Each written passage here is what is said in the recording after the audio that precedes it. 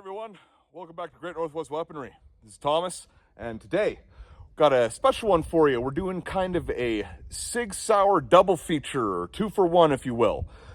Going to be taking a look at two of my most recently acquired pistols. What you saw just there is my Sig P365X, or Sig Sauer P365X. I've got this equipped with a Holosun EPS carry, green dot sight, solar rechargeable. This is the most recently acquired pistol in my collection presently. And we have also got with us Sig Sauer P226 Legion. This is a nice one. I am very fond of this already. And I've got a few mags loaded up for each of these guns. So this is going to kind of be, my range demo slash just my thoughts on these two modern pistols. Modern guns are not seen on this channel an awful lot. We mostly take a look at vintage stuff, but I do very much enjoy my modern handguns as well. Got the Legion currently loaded up with a 18-round mag, and these come standard with 15-round mags. We've got one of those on me as well, and a second 18-round mag on my belt there. So, also trying to work on my grip with this. So I'm going to go ahead and decock the Legion. This does have a double action feature. There is also a single action only version of the 226 Legion that exists. From my understanding, all of them come with your nighttime, daytime, glow in the dark front and rear sight. These are radiated from my understanding, so under no circumstances will they not glow. If it is dark, they will be glowing. They do not require sunlight to recharge. These can also be seen on my P365X. I'm going to be taking the first shot double action with this, but when I mentioned that I've been trying to work on my grip, so in the past I've been seen to hold my gun more or less like that. So I'm going to actually turn so you can see that a little better. Now, from what I have seen in a number of videos that I've been watching, and again, I'm not perfect, and I mostly shoot old guns, often one-handed. So you ideally will have your thumb on the frame of the gun, and it will be level with where your pointer finger would be your trigger finger, if not on the trigger itself. Hands tight and gripped all the way up, so high and tight with the right, left hand locked in, thumb against the frame. So I'm going to try and beat this into myself. I would like to actually get somewhat decent at shooting these guns, but it is definitely going to take some practice. Muscle memory is a heck of a thing to try and beat. But here we go. 18 rounds, starting double action.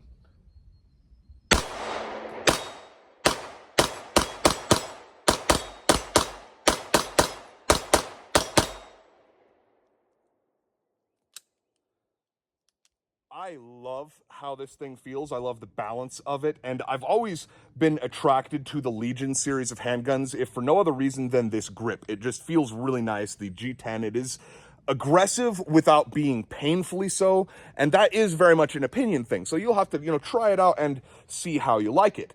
I am someone who likes SIGs. Now, I am not just a SIG shill. I, for instance, am a little leery of the P320 because of certain incidents of, say, quick drawing the pistol and it going off before the shooter had his finger on the trigger, or dropping it and it firing. These are not things that we like to see, but the Sig 226 is a very venerable design. It has been around for a long time, about as long as I have, some 30 years or so. It is a battle-tested design. The original 226, from my understanding, is what was carried by the SEALs for a rather long time, the Navy SEALs. But let's go ahead and put another mag through this. So this is going to be what comes with its standard, is the 15-round mags. I have 3 15-round mags and 3 of these Metgar 18-round mags that you saw loaded just a moment ago. And here we go.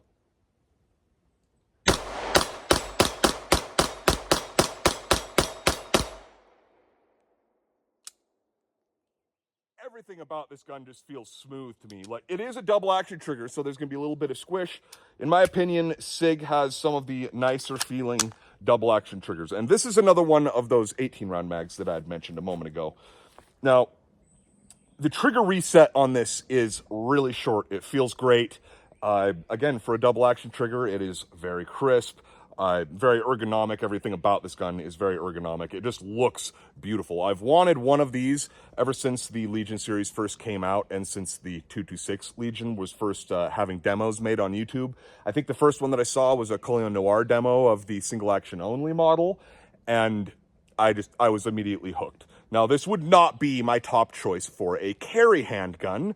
That is what the P365X is for. And we'll get to that here in just a moment. But I do love my big, hefty steel frame handguns. 15 rounds is a bit light for these, but again, 18 rounders, not hard to get. Just go on to Metgar's website. You can find them all day long. You can also find 10 round and I believe 12 round mags for these. So here we go, another 18.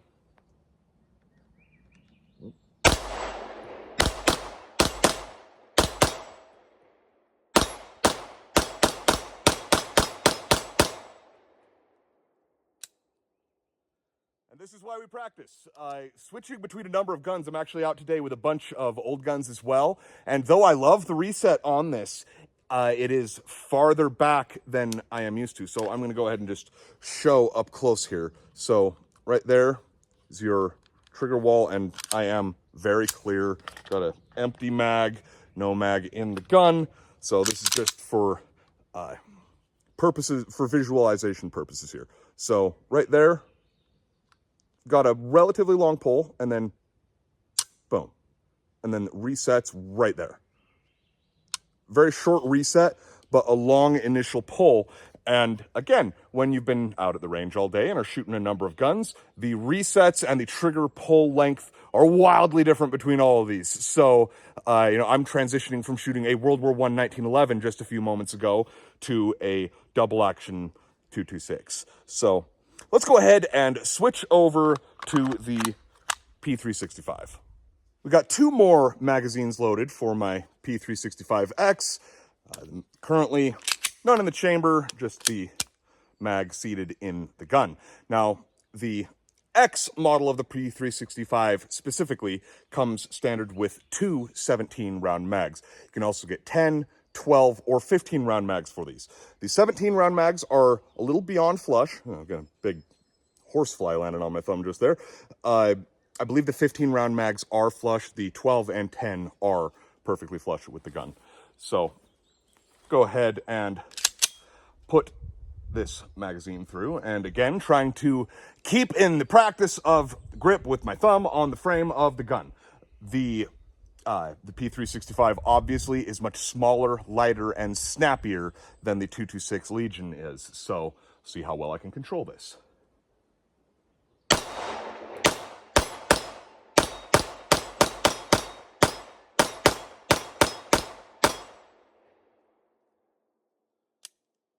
Not bad.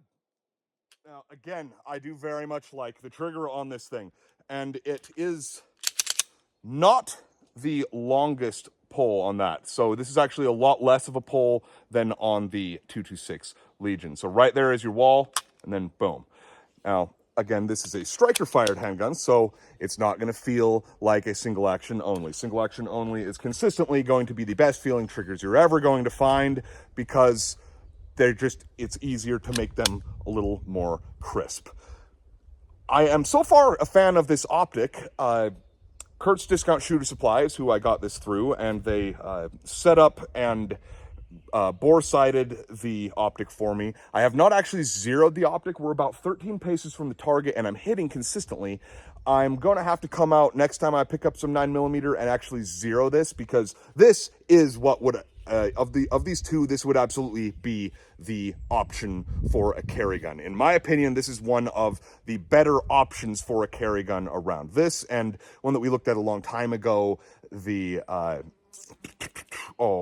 Springfield Hellcat. My friend Jess has that one, and there's a new model of that out, the Hellcat Comp with a compensator cut in the top of the slide. I am interested for sure. And from my understanding, there might have actually been some drama between Springfield and Sig over that gun design, as it was touted originally when it was released as the highest capacity micro compact 9mm, and Sig turned around and went, well, wait a second, you just copied our P365, made some minor adjustments and called it new. So I don't know exactly how that came out. Might have to look into that, because I remember being kind of interested at the time. But I have, again, always liked SIGs. They're not perfect. No gun is. This is very much a subjective thing. So if you want to go get yourself a handgun, I always tell people the best thing you could possibly do is find a gun range that will allow you to test several different models. Some people really like Beretta. Some people really like Glock. I don't particularly like either. I've got my own issues with both. But if I were to suggest blind to someone who I don't know what their preferences are, a handgun to pick up, I still might say Glock, because there's a reason that it's the most widely distributed handgun in America. They are very reliable. They have a lot going for them. They also haven't changed anything in, the better part of half a century, which I would say is to their detriment. You got to keep innovating. And I feel that SIG has been relatively innovative with their designs. Again, if we're going from, the design of 30 years ago, the design of the last 10 years or so, and there is a marked difference. And the actual capacity standard for the P365X, that can be a mouthful to say, especially if you're a mushmouth like me, but the standard capacity of the P365X is 17 rounds. That's what came in the box. The 226 is 15. Again, you can get, varying magazine capacities depending on what you purchase. But I'm a fan. I'm happy with both of my purchases here. Let's go ahead and put this last mag down range, shall we?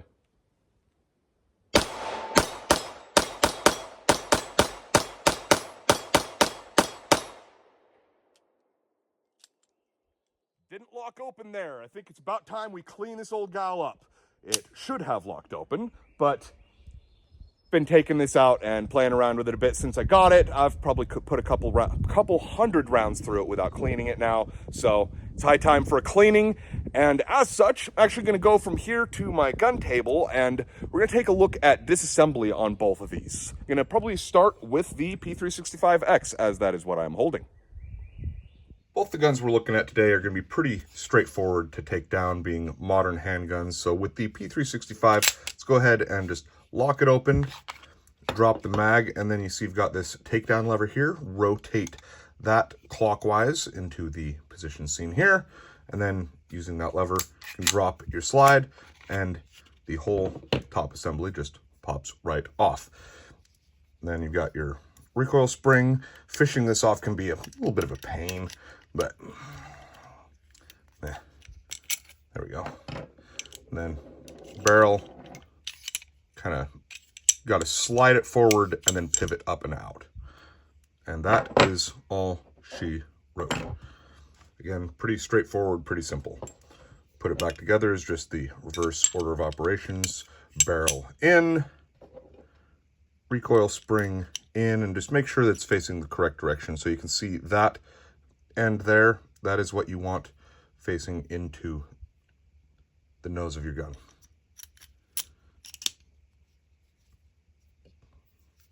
Now, put it back on the frame, and we're going to have to kind of just do this part with our hands. Okay, there we go. Go ahead and lock it back open, rotate your takedown lever, bam. Bada bing, bada boom. Now, the 226. Again, with this one, we're going to go ahead and slide it back and lock it, drop mag, and same process, rotate takedown lever. This process between the two, even though one is striker fire and one is hammer fire, is going to be virtually identical. So take out recoil spring, pivot barrel out, bam. There's the gun all taken apart. Very easy. Modern guns, generally, it's not going to be like a lot of the old guns that we've taken a look at on the channel, where it is this strange process that makes, little to no sense. Usually pretty straightforward.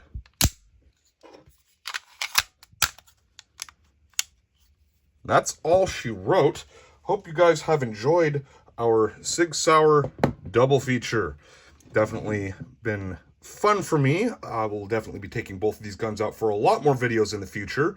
Hope you all are looking forward to that. Got a lot more content coming, so stick around. Thanks for watching Great Northwest Weaponry. This has been Thomas, and I will see you next time.